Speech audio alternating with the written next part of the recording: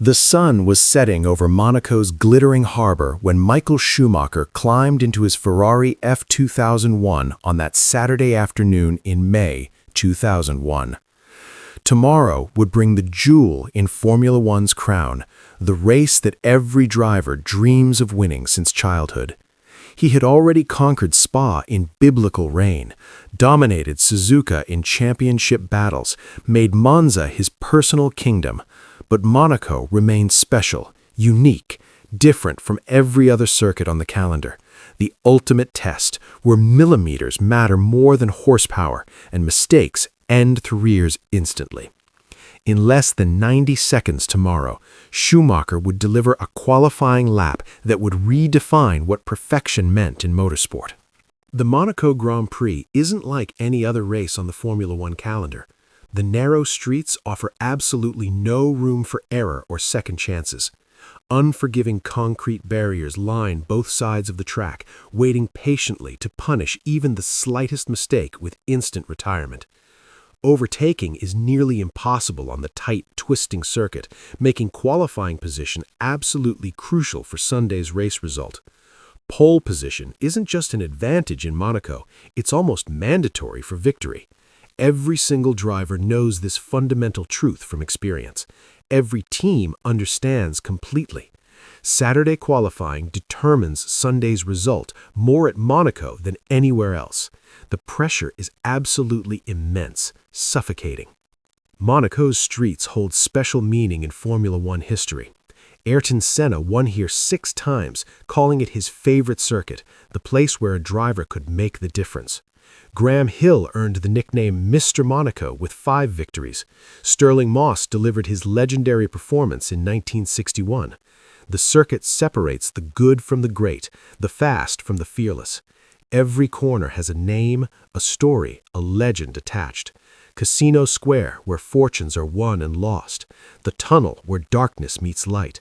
The swimming pool, where champions are made and pretenders exposed. Monaco is where racing history lives. Ferrari's 2001 car was genuinely dominant on most circuits that season. Schumacher had already won 4 of the season's first 6 races convincingly and commandingly. Malaysia, Brazil, San Marino, and Spain had all fallen to his red Ferrari. The championship was definitely his to lose at this early stage. But Monaco demanded something very special and different from the F2001's design philosophy. The Ferrari was specifically designed for high-speed circuits like Monza, Hockenheim, and Spa, where straight-line speed and high-speed downforce dominated.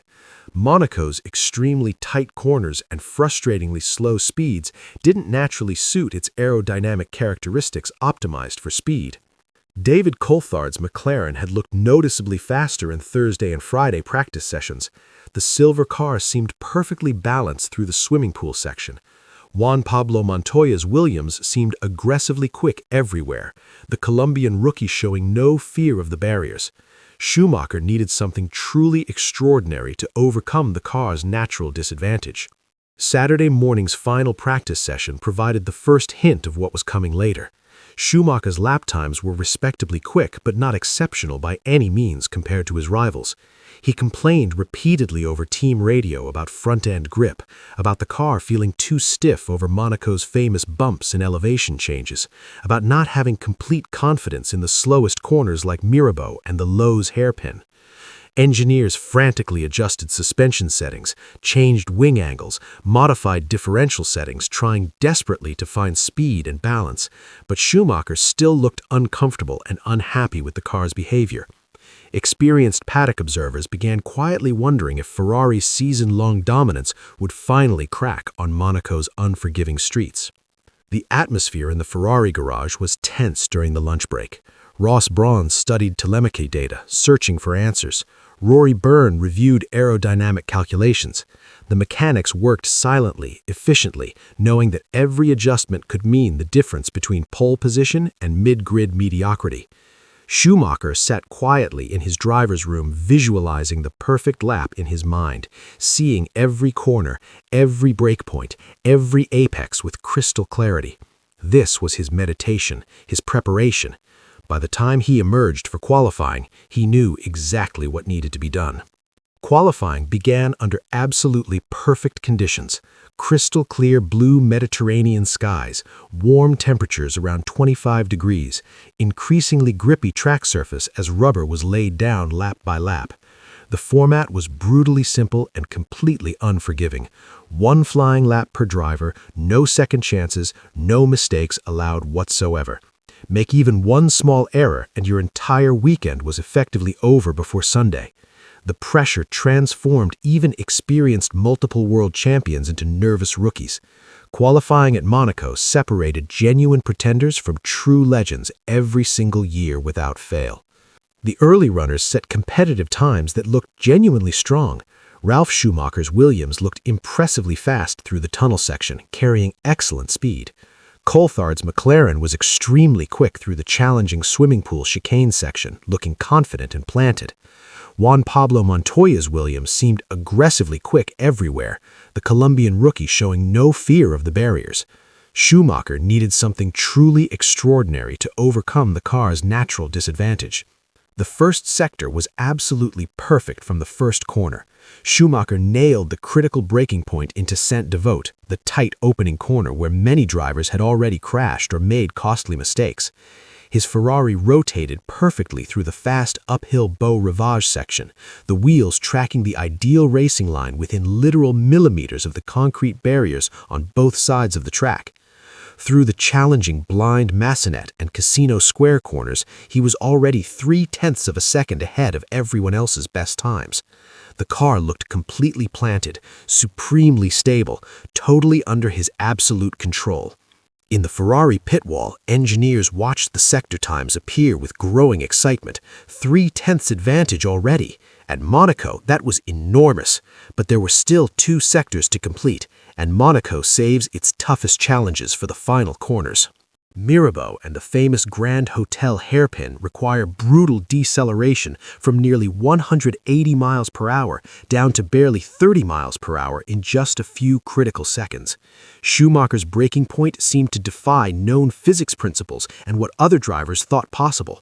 His Ferrari shed enormous speed impossibly late, the nose diving dramatically under massive braking forces while somehow maintaining perfect stability without locking wheels. Through the blind Portier corner and into the dark tunnel section, where sudden darkness plays tricks on drivers' eyes, Schumacher was now 0.5 ahead of everyone else, an absolutely enormous gap at Monaco where advantages are measured in hundredths. But the Principality's legendary street circuit saves its very toughest test for the final sector. The infamous swimming pool section is where qualifying laps live or die every single year. 6 rapid direction changes in immediate succession, threatening barriers on both sides, leaving no escape, absolutely no margin for error whatsoever. One mistake here and the lap is destroyed completely. Schumacher attacked with controlled aggression that seemed completely contradictory, impossible to reconcile. Maximum possible speed while simultaneously maintaining absolutely perfect precision and accuracy. His Ferrari danced gracefully through the chicanes like a ballet dancer, the rear end sliding slightly but always caught perfectly before becoming dangerous or costing time. Through the tight final Rascasse corner, Schumacher's throttle application was textbook perfect technique, managing wheel spin without losing momentum. Crossing the timing line, the official time appeared on screens throughout the paddock, 1 minute, 16.433 seconds. The Ferrari garage absolutely erupted in celebration and disbelief. That time was 0.8 of a second faster than Coulthard's previous best effort, nearly a full second faster than Montoya's excellent lap. At Monaco, where lap times are typically measured in tiny hundredths of seconds, where a tenth is considered enormous, 0.8 represented a completely different dimension of performance altogether. The television commentators genuinely struggled to find adequate words to describe what they had just witnessed. This wasn't just fast driving, this was genuinely alien performance from another planet. But qualifying wasn't over yet. Other drivers still had their opportunities to respond to Schumacher's challenge. Coulthard went faster in the first sector but lost everything through the swimming pool section, unable to match Schumacher's commitment. Montoya was courageously aggressive, but too aggressive, touching the barriers at Saint-Devote and completely ruining his lap with suspension damage. Rubens Barrichello in the second Ferrari came within 0.3, a genuinely excellent lap that would have been pole on most days, but nowhere remotely close to his teammates' supernatural perfection. Schumacher's incredible time stood completely untouched, unthreatened. With 20 minutes remaining, Schumacher emerged for a second qualifying run. Completely unnecessary, many experienced observers thought. Pole position was already absolutely secured beyond doubt. But Schumacher wasn't remotely interested in merely secure or comfortable. He wanted to demonstrate what was actually possible with absolute perfection, to show the absolute limit. The second lap was even faster than the first, incredibly. Through Saint-Devote, he was already 0.02 quicker than his previous effort. Through Massenet, the advantage grew larger still. By the swimming pool, he was absolutely flying with even more commitment. The final time flashed on screens, 1 minute, 16.309 seconds. He had improved his own already incredible lap by over 1/10 of a second. The gap to second place, Coulthard, was now almost a full second. At Monaco, 1 full second. It was the kind of margin that simply doesn't exist at this circuit, that shouldn't be physically possible according to engineering calculations. Schumacher had delivered a lap that seemed to come from a different dimension of racing altogether, beyond what was thought humanly achievable. In the Ferrari garage, engineers stared at telemetry data in genuine disbelief and amazement. Schumacher's perfection wasn't just in the major corners everyone watched on television. It was in the tiny details nobody noticed. His brake release at the Grand Hotel hairpin was perfect to the millisecond. His apex speed at Massenet was exactly at the absolute limit without a single kilometer per hour wasted. His throttle application through the swimming pool was like it was controlled by computer algorithm, smoothly progressive yet aggressive. There were literally 0 mistakes across the entire lap, not one single tiny error, not one moment of hesitation. Complete perfection from start to finish. The paddock was stunned into silence. Rival team principals shook their heads in disbelief. McLaren's Ron Dennis, always composed, looked genuinely shocked. Williams' Frank Williams simply stated, "That was extraordinary. I've never seen anything like it." Engineers from other teams studied the sector times, searching for where Schumacher had found this impossible advantage. But the speed was everywhere, in every corner, through every section. This wasn't one special corner. This was an entire lap of perfection. Coulthard, sitting in the McLaren garage, watched the replay repeatedly. "I gave everything I had," he told his engineers. "I was on the absolute limit, and he's a second faster. How is that even possible?" There was no answer. Nobody could explain what they'd just witnessed. Sunday's race was processional, as Monaco races usually are when starting from pole position. Schumacher led from start to finish, managing the gap perfectly, controlling the pace with absolute precision, delivering victory number 5 of the season without drama or challenge. He crossed the line with Barrichello second and Irvine third, a Ferrari 1-2-3. But nobody was talking about Sunday's race. Everyone was still talking about Saturday, about the qualifying lap, about 1 minute and 16 seconds that had redefined what was possible in F1. Even Schumacher's rivals praised the performance generously.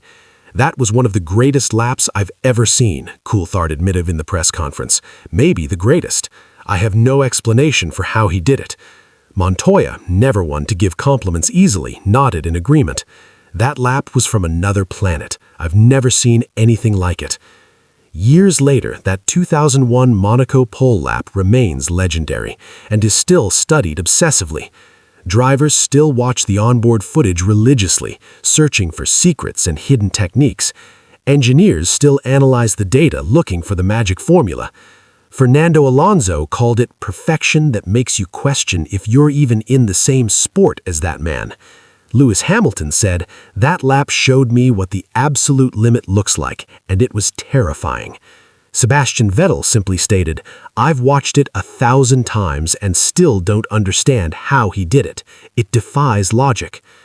The lap represented everything Schumacher brought to F1 across his career.